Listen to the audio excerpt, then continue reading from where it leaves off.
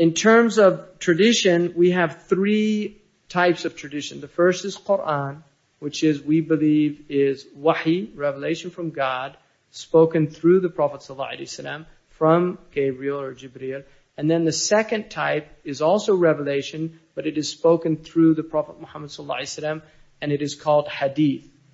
And this means that the Prophet ﷺ is speaking inspired. He is inspired by God. مَا يَنْتِقُ عَنِ الْهَوَى لَا يَنْتِقُ عَنِ الْهَوَى إِنْ هُوَ إِلَّا وَحْيٌ يُوحَى. That the Prophet does not speak from his own passion. This is revelation coming to him. So even his hadith is revelation. We believe that. And that is why you won't find any table talk. You won't find any trite conversation.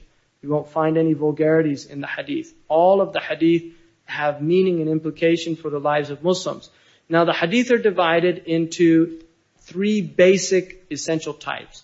Ahad, which are narrated by solitary transmitters, 1, 2, 3, 4. Those have less strength. And then there is mutawatir, which is multiply narrated transmissions.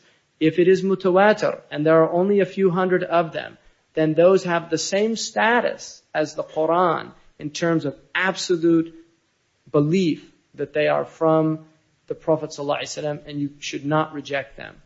An example of that is Naha Rasulullah ﷺ an qatl al-nisa'i was-subyan.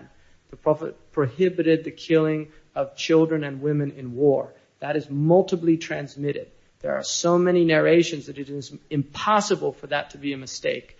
And that is why that is agreed upon by the scholars. That it is prohibited to kill women and children in any types of martial conflict. And then the final is called a Hadith Qudsi, which is revelation from God, but the Prophet ﷺ transmits it as a hadith. And this is Hadith Qudsi. It does not have the same status of Quran in that we cannot recite it in the prayer. But we believe that it's also directly from God. And an example of that is As-siyamu li wa ana ajzi bih. Kullu amali ibni Adam illa siyam.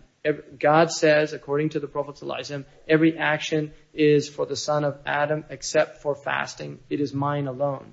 Because Allah is the only one that does not eat and drink in reality.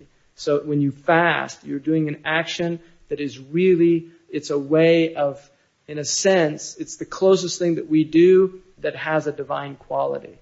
Because only God does not eat and drink. We all need to eat and drink.